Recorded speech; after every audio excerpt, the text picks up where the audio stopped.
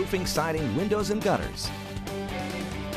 All right, we are back. 6:43 is the time. Thanks for joining us again this morning. And if you're just tuning in, once again, we look at Threat Tracker, one of our weather tools to kind of let you know if we have any significant change with our weather coming in. Anytime we're in green or the low category, we're in good shape. Just a few clouds, unseasonably warm weather, in fact, with us the rest of the week. And right now we look to be dry at least through late Friday. So that is certainly good news. Outside this morning, 35 degrees on the update.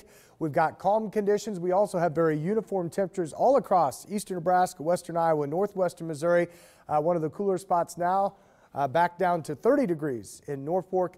Right now in Lincoln, still holding at 33. We've cooled to that number in Fremont as we move east and southeast, generally low to mid 30s into southwestern Iowa. Right now, Red Oak and Clarinda both checking in at 32. And in close here across the metro right now, this time around, we'll head from, say, around 168th and Dodge back toward 180th and Dodge, right around the Village Point Shopping Center. Other than a few fair weather clouds, we continue to be dry. In fact, the clouds kind of thickening up from here back to the west. You can see mainly fair weather cloud cover that will filter out the sunshine. I mentioned what's going on back to the Pacific Northwest. Look at all this rain, and a majority of it is rain, some high mountain snow through parts of the Cascades of Washington. And then as you head through Idaho and Montana, same type of story. Eventually, some of this moisture is going to break off and help to develop a storm here toward the weekend. I think the first weather system kind of intensifies north of us through the Dakotas later tomorrow into tomorrow night. So we'll watch for that. Otherwise, out ahead of that, we continue to be warm. In fact, this is what it looks like in Portland, Oregon after not only days but weeks of moisture out there. In fact, kind of an interesting picture. I believe this is some sort of sculpture.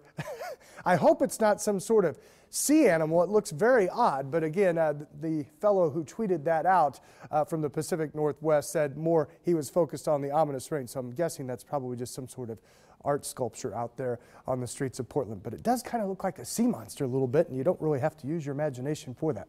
All right, back here close to home once again, we're looking at just fair weather clouds, mid-30s to start.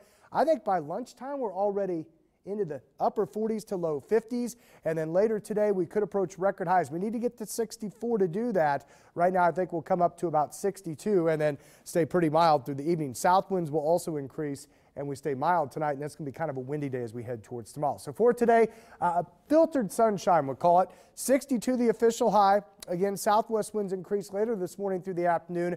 Breezy and incredibly mild tonight. Keep in mind overnight lows should be in the upper teens this time in December. Only about 45. That's it. And then should make it pretty easy to get back close to 60 tomorrow since we only have to go up about 15 degrees.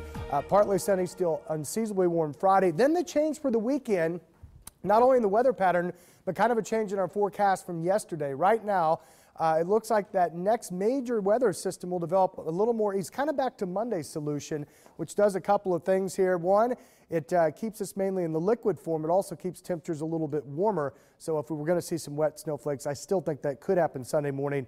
Maybe a little better shot of that on Tuesday. But no Arctic air, nothing bitterly cold. In fact, we're just talking about temps still above normal in the low to mid 40s right through at least the first part of next week. All right, so we'll continue to track that situation. And of course, we're tracking our morning drive. For more on that, let's go back to